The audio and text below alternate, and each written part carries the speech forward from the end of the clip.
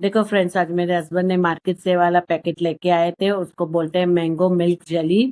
Easily आप लोगों को मार्केट में मिल जाएगा, जैसे कि इफ्तारी के लिए बच्चे लोग के लिए लेके आए थे फ्रेंड्स। तो मैंने सोचा चलो ये वाली रेसिपी मेरे हर एक सब्सक्राइबर के साथ भी शेयर कर देती हूँ। जैसे कि मैंने आधा लीटर दूध ले लिया है, दूध में अच्छे से पहले पैकेट को मिक्स कर दिया है।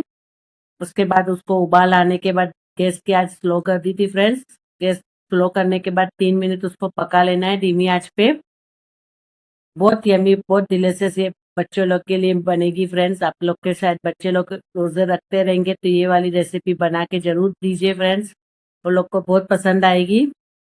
अभी एक बॉल में उसको ठंडा करने के लिए फ्रीजर में रख देंगे। अगर ये वाली मेरी रेसिपी अच्छी लगे तो ज्यादा से ज्यादा मेरे चैनल को लाइक, सब्सक्राइब और फॉलो और कमेंट जरूर कीजिए फ्रेंड्स। देखो अभी 2 घंटा उसको मैंने फ्रीजर कर दिया है, रेसिपी बन के रेडी हो गई फ्रेंड्स।